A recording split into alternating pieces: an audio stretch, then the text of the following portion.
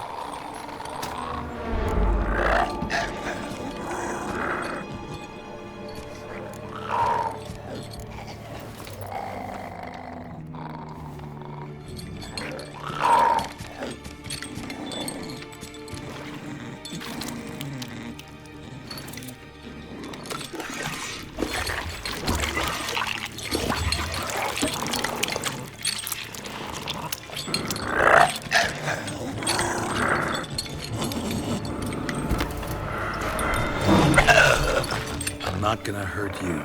Wanna help? I've seen the words of the curse on the walls. Think I know how to lift it.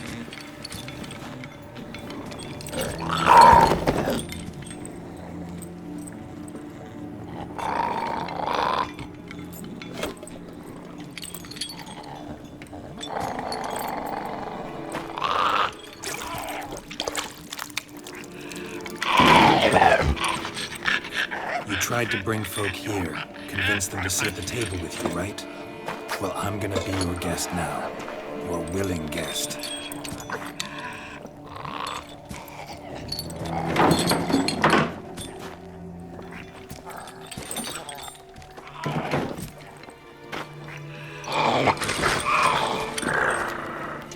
Just need a bit for Regis. And now we'll tend to you.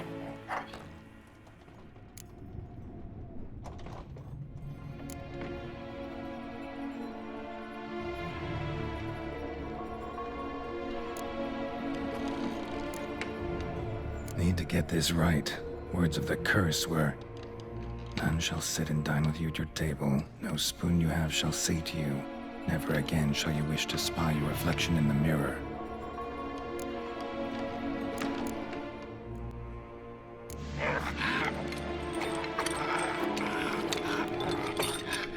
We can't use spoons. No, that won't work. You've been looking for a spoon that would feed you, but there's no such spoon. We need to eat without spoons.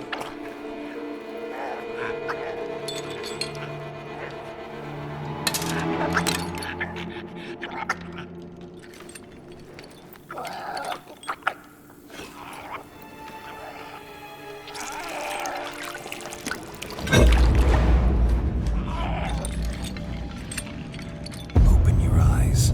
You need to see your likeness.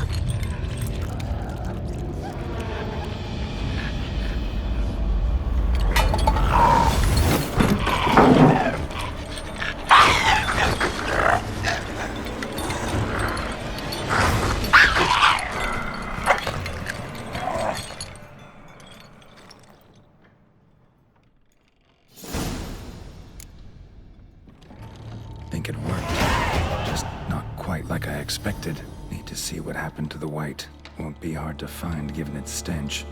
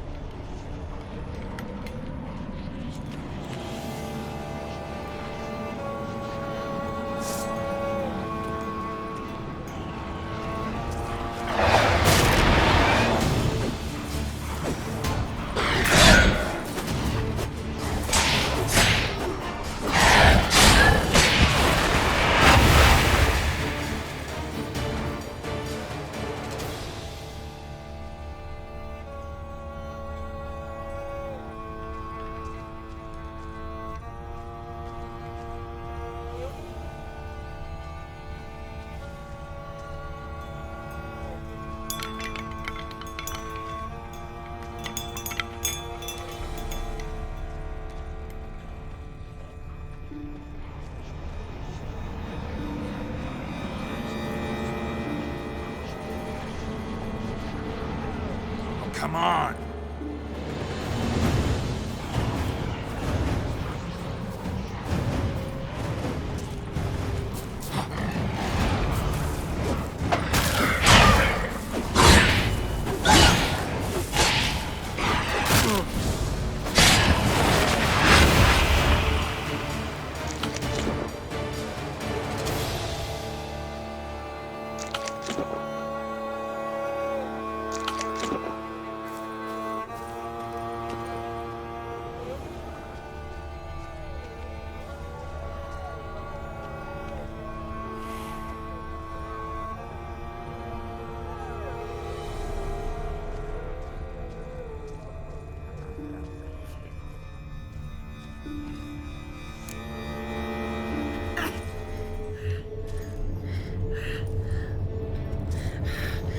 Easy. Not gonna hurt you.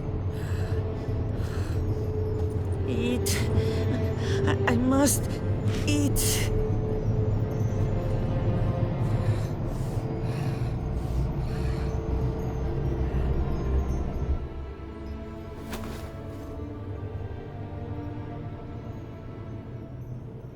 I'll take you someplace safe.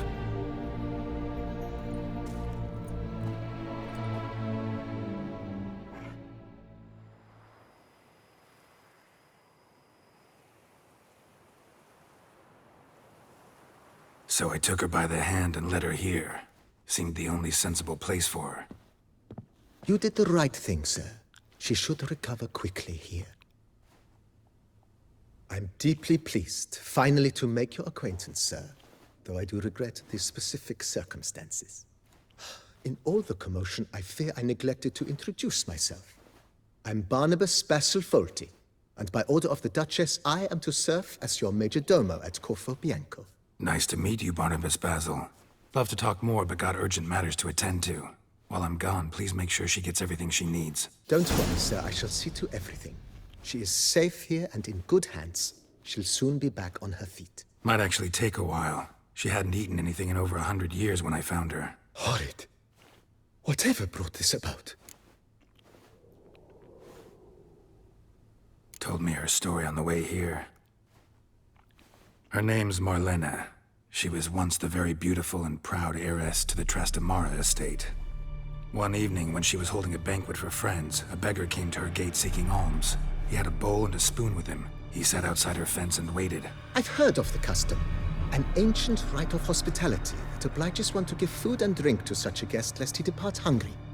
To neglect the custom is to bring great misfortune down upon oneself. Marlene didn't care a whit for the old customs. She drove the man off, saying she'd rather feed the leftovers from her feast to her dogs than to give the beggar anything. The beggar then broke his spoon, cast a curse.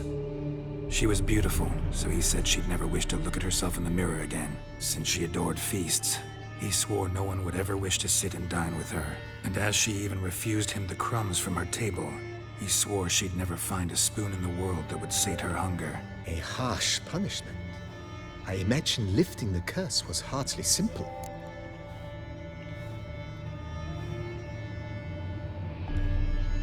Curses are tricky.